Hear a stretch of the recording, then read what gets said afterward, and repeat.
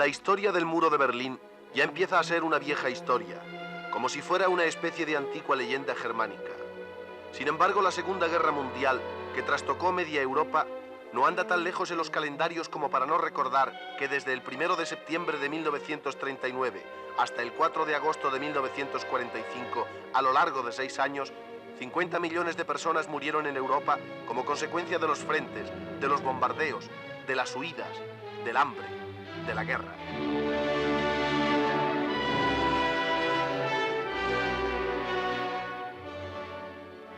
Entre las ciudades que culmina la tragedia de la guerra, sobre ellas hay que poner en puesto clave a Berlín, porque Berlín había desencadenado la guerra y Berlín vino a sufrir uno de los más terribles asaltos de toda la contienda en los meses finales, entregada por los aliados a que fuera conquistada por los ejércitos rusos. El 2 de mayo de 1945, el ejército soviético ocupaba Berlín para encontrarse, después de una resistencia encarnizada, una ciudad famélica, descuartizada y convertida en escombros. Berlín había combatido hasta el último trozo de pan y hasta la última bala posible, hasta que prácticamente se desmoronó sobre los berlineses y entraba la avalancha soviética.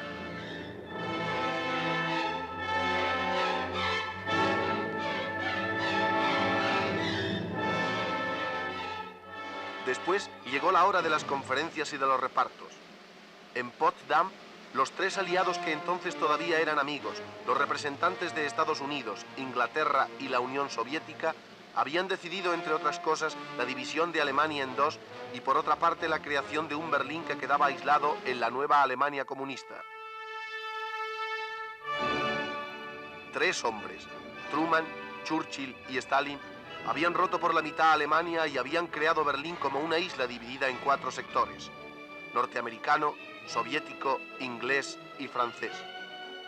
El 7 de julio de 1945, el mismo día que había comenzado la conferencia de Potsdam, los comandantes aliados crearon una comandatura para la administración de Berlín que prácticamente quedaba ya dividido en 2 zonas de distinto signo: el Berlín occidental, con 481 kilómetros cuadrados y bajo el mando de los 3 aliados unidos, y el Berlín comunista, con 403 kilómetros cuadrados.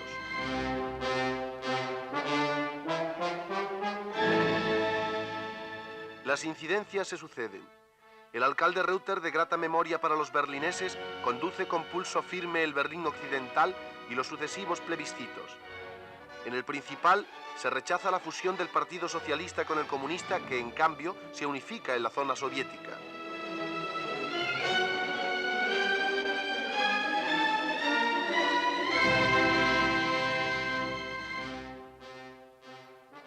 Y en 1948, a los 3 años de la ocupación, empiezan los roces. Sokolovsky se retira del Consejo Aliado de Control. Los rusos comienzan a interceptar el tráfico entre las zonas y, por último, el comandante soviético en Berlín abandona la comandancia aliada. Es el último paso que lleva netamente a la división de las 2 zonas. Los rusos hacen una reforma monetaria en su sector y, por último, el 24 de junio de 1948, en una última medida soviética de presión, comienzan el bloqueo del Berlín occidental. El bloqueo del Berlín occidental dio lugar a la mayor operación aérea de la historia, el puente aéreo. Para comprenderlo hay que tener en cuenta que durante prácticamente un año, desde junio del 48 a mayo del 49, los habitantes de Berlín fueron exclusivamente abastecidos por el aire. Miles de aviones que sin interrupción aterrizaban cada pocos segundos abastecieron a Berlín de alimentos, de ropas, de medicinas y hasta de carbón para poder soportar el bloqueo hasta donde podía alcanzar el límite humano. La ciudad pasó todas las privaciones, la mayor de ellas el frío, pero soportó el bloqueo con entereza. Los incidentes, sin embargo, continúan sin interrupción, entre la provocación del sector soviético y la reacción de los berlineses del sector occidental.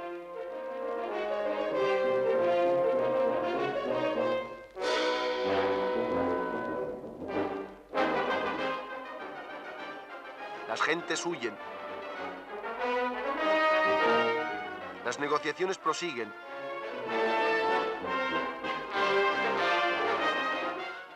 El cielo se nubla de presagios. Los controles se aprietan.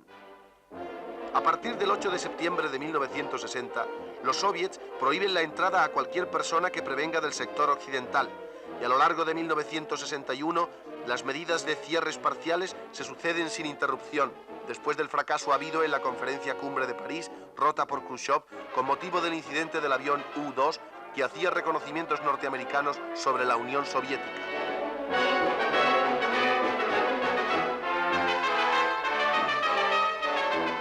Ulbricht, en el sector comunista de Berlín, ha pasado a la ofensiva. Su irritación se halla en el límite. Son docenas de miles los berlineses de su sector que se han pasado al lado occidental, pese a todas las proclamas y manifestaciones. Solo en el mes de julio, 30.415 habitantes del sector ruso solicitan su admisión de urgencia en Berlín Occidental. Ulbricht apremia a la Unión Soviética. Los controles aprietan. El 12 de agosto, en un solo día, 2.400 fugitivos escapan y horas después la policía comunista empieza a tener alambradas. De los 81 pasos de un sector a otro quedan 12. Todavía hay circulación, pero los berlineses comprenden que algo se cierne sobre ellos. Y el muro empieza. No se hace todo de un golpe. Las alambradas han iniciado la marcha y a partir del 15 de agosto los muros de hormigón comienzan a erigirse.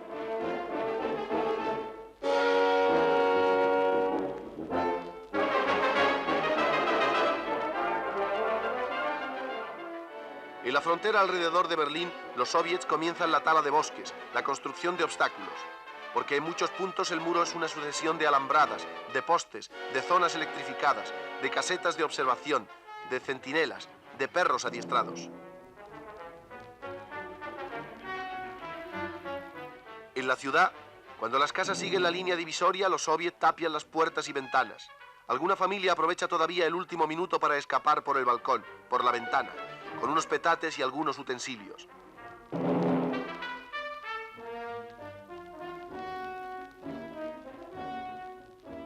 Pero el muro de hormigón se extiende, no ya como una frontera real hecha de cemento y hierro, sino como una demostración de fuerza, no solo contra los berlineses, sino contra el estatuto aliado, contra la debilidad aliada. ¿Qué hubiera sucedido si cuando empezaron los soviets a levantar el muro en contra de todos los acuerdos aliados con la Unión Soviética, hubieran entrado en acción los tanques occidentales que estaban allí a pocos metros de distancia y que no osaron intervenir?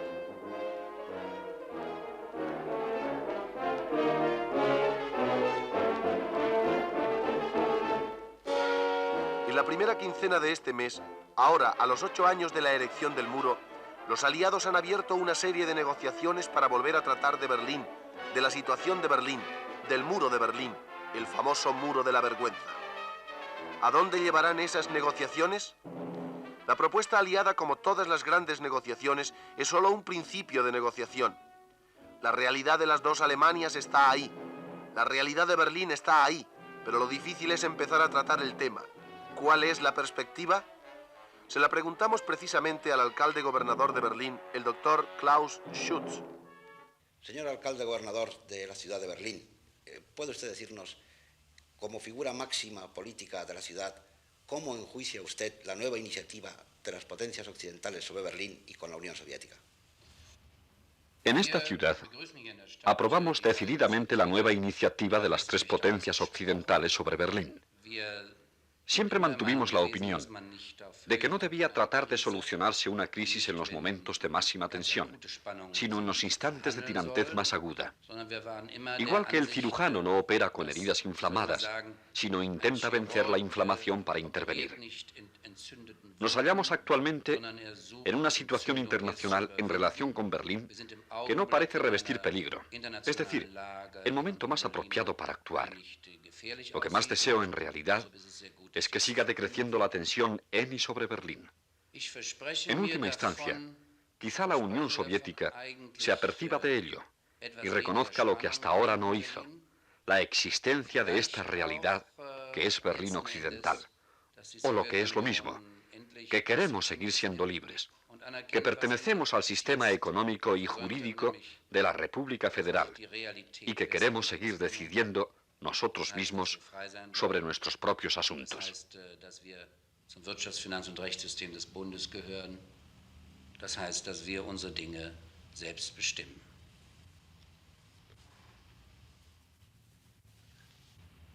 Y una última pregunta, ¿qué perspectivas espera usted para la ciudad de Berlín? Yo contestaría que no veo la solución de Berlín como un problema separado de los demás. El futuro de esta ciudad no podrá solucionarse aisladamente.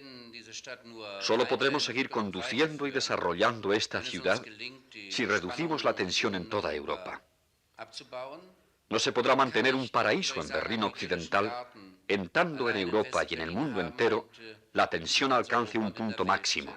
Esto es, que el futuro de Berlín en sí deberá ir acompañado de sinceros esfuerzos por conseguir la paz y reducir la tensión en Europa.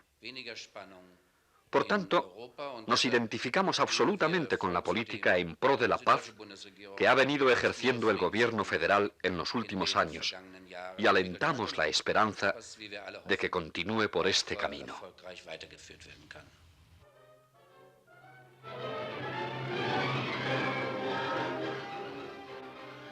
Efectivamente, el futuro de Berlín forma parte de un todo que es el futuro del mundo. Los optimistas piensan que algún día será posible ver reunidas a las dos Alemanias y todos los problemas resueltos. Los pesimistas mueven la cabeza y piensan que después de un proceso tan largo, la realidad es que existe una Alemania federal y una Alemania comunista, y que Berlín está en el territorio de la Alemania comunista. ¿Será posible lograr que el muro caiga, que los 3,5 millones de berlineses vivan juntos y que Alemania vuelva a ser una sola Alemania? Eso nadie puede decirlo todavía, aunque a los alemanes les quede la esperanza de que en un quiebro la historia pueda volver atrás.